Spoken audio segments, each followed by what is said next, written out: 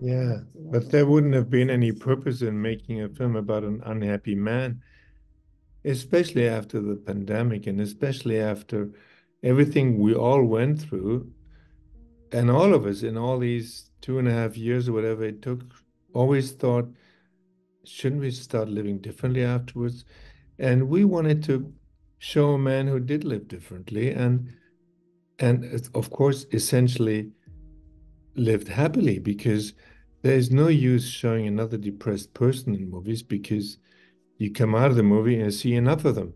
So we wanted to make a film that was a little bit of a utopia, but had also a sense of reality to it.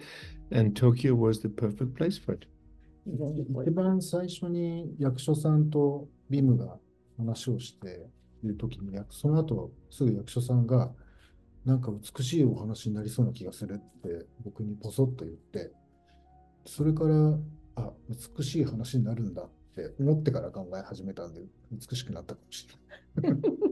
So もう一回言うと、美しいものを映すことだけが美しいものになるわけじゃないと思うんですね。だからその奥にあるものを気づいてあげるっていう、人が美しいと思う気持ちって、美しいものに気づく瞬間が一番美しいから、僕らはまだみんなが気づいてないものを取り出すことっていうか、それを前に出すことが映画によってできたら、まあ、そう美しいって感じてもらえるようになるんじゃないかな。So there's two things. The first thing is I remember in the early stages when Koji and Vim were talking about the script and the story. And then right afterwards, Koji whispered in my ear, he said, I have a feeling this is going to turn out to be really beautiful. And that really hit me. And I was like, okay, we're on the right track. And I really also have a feeling this is going to be a beautiful story. But having said that, beauty, and when you say beautiful story, is not written as a beautiful story. I think when the moment of realization of what is beautiful presents itself, or that we can tell the story of what is beautiful, that's when the audience, the viewer, realizes and feels that there's a beautiful story behind this all. So I think what we ended up doing is that we made that realization into the story. We basically extracted what maybe most people have not seen or felt or realized yet before as beautiful, and that we were able to portray the story into what became a beautiful story. When I first came to Tokyo, I felt at home. And of course, I had seen some movies by Ozu, but nothing justified that feeling of being home. And it troubled me ever since. Why do I feel so much at home? Why do I feel so much like I am who I am if I'm here in Tokyo? And it slowly dawned on me on another movie I was doing with Yoji Yamamoto.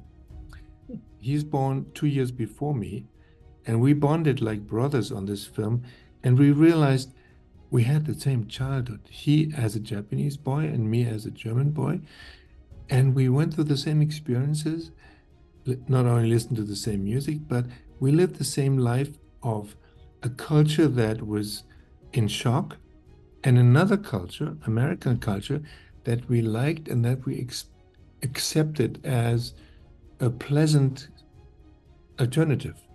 And so we had these very same experiences, and we lived our lives in a very same way because the basic conditions were so much the same.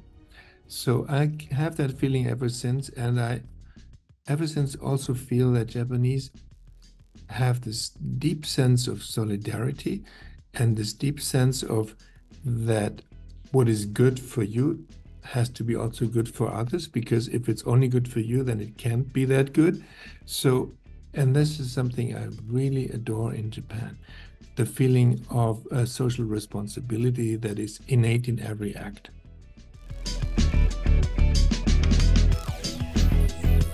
僕はビムが一番好きな映画監督で、まさか一緒に仕事ができるとは思ってなかったんですけど、なんでビムが好きかっていうのが、この映画作ってすごくよくわかる。で、彼の中にやっぱオズがいるし、僕はだからビームを通してオズをすごく理解することがやっぱりできて、で、今日本でも多分それが起きてると。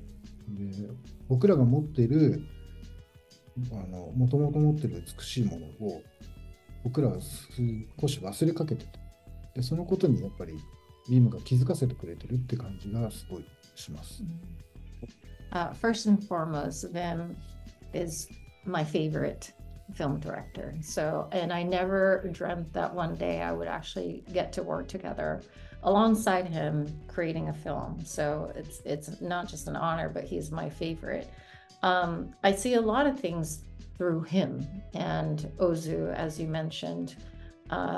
There's an element and an essence that exists in him. So Ozu exists in Wim. And by me working with Wim on this project, I have now sort of understood Ozu even more through Wim, which is kind of an interesting twist here. But I think that is actually happening, hopefully, with the viewers back in Japan, in our country, because, you know, we're talking about a different generation person. But now that they are watching this film, that they're probably inheriting something through our work, which is really coming from Wim's inspiration from Ozu's work. So I think what Wim brought to me is that he's actually making me remember and maybe realize something that I have even forgotten about our own sort of great, you know, film director from our own country.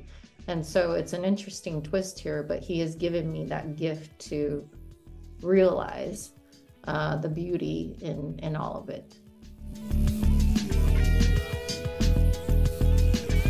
You start. なんだろうな。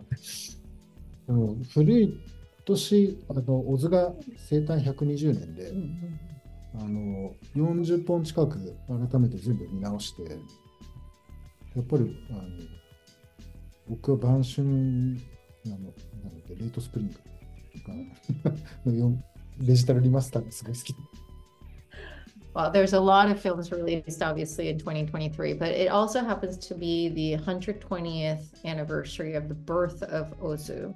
And so what I did was I spent a lot of time rewatching 40 of his films in the year 2023.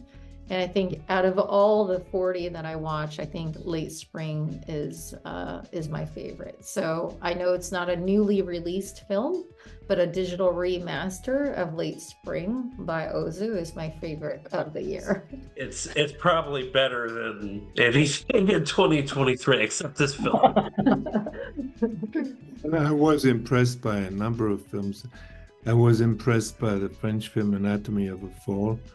I must say it is an amazing story about the idea of truth. Very, very well written and beautifully played. And I was very, very taken by the parts played by Sandra Hüller, the German actress who is in this movie. And she made me really cry, and I really felt for her. And I really thought about the nature of truth through this film. And she's in another film that I also liked a lot, Zone of Interest. And she plays such a different character. And for me, the revelation of this year, 23, was this woman in two such different movies. And I liked them both because of the truth that she was able to bring to the screen.